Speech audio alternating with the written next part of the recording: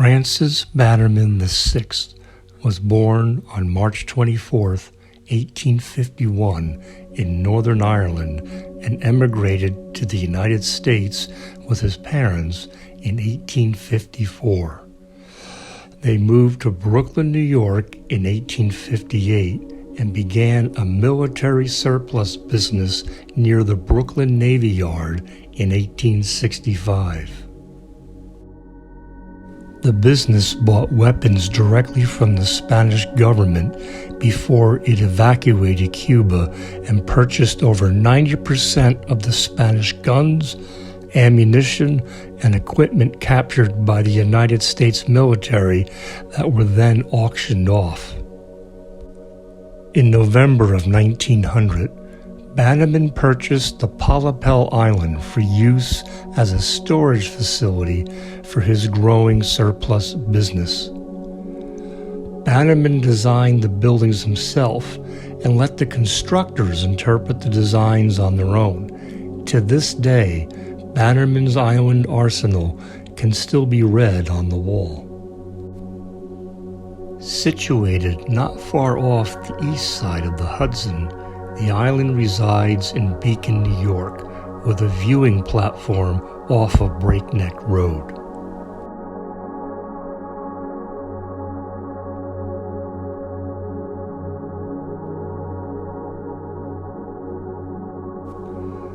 Today, the castle is just a shell of what it once was. Held up in some places with support beams, it stands in a fragile state.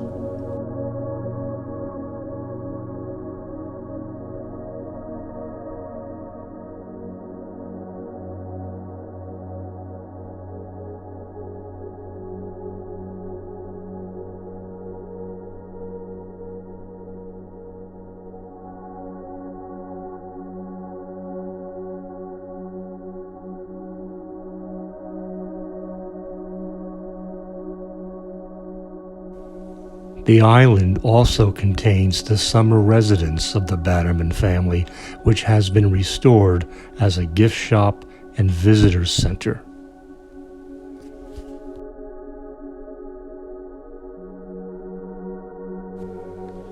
The Bannerman Castle Trust Organization is a group of volunteers working with the New York State Office of Parks, Recreation, and Historic Preservation. In some of this footage, you can see some of the volunteers working on the grounds. One can visit the island in a variety of ways. There's a cruise and walking tour, a kayak tour, or a self-guided tour with music. In addition, there are movie nights and theatrical events, as well as a farm-to-table dinner. A link is in the description for those interested, and please comment below if you have visited in the past.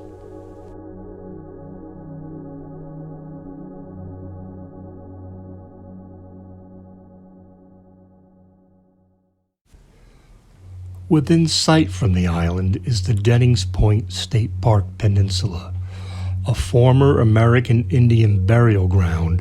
It once housed one of the largest brick-making facilities in the region, known as the Dennings Point Brickworks.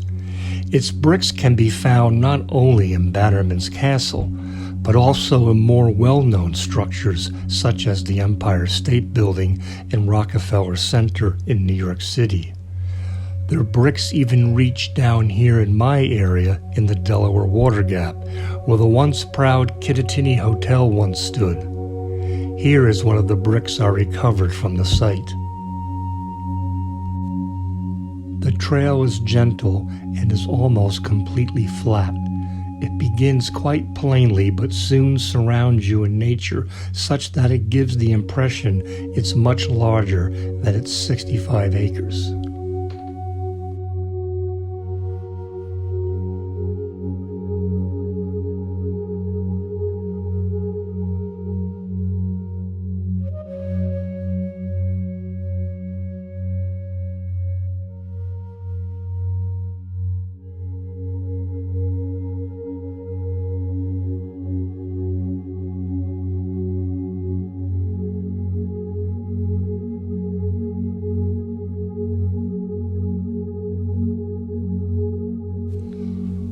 was a surprise for me down one trail as I came upon the ruins of an old 19th century hat factory. Established in 1879, it changed hands many times over the years and became a warehouse after being sold by the Merrimack Hat Company in 1949. It was later acquired by a real estate developer in the 90s and has been decaying ever since.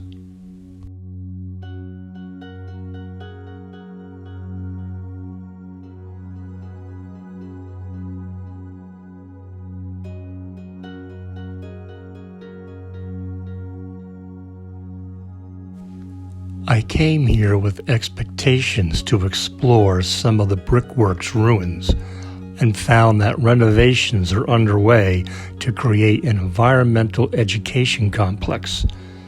That's always welcome, as the alternative is these places will no longer exist someday without these efforts.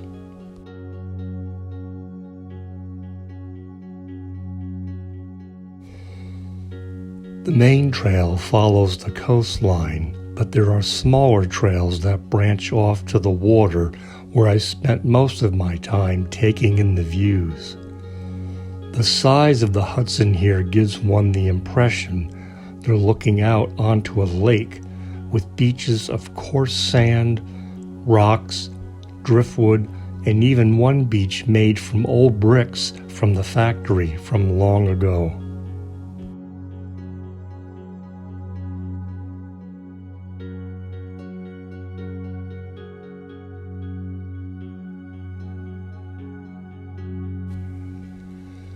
My only regret of this day is not having as much time to spend here as I would have liked.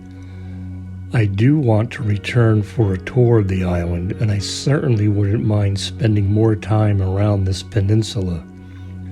Despite some of the decay that has occurred, it's encouraging to see restoration efforts underway on both the island and Dennings Point. As always, thanks for watching, and we'll see you down the road.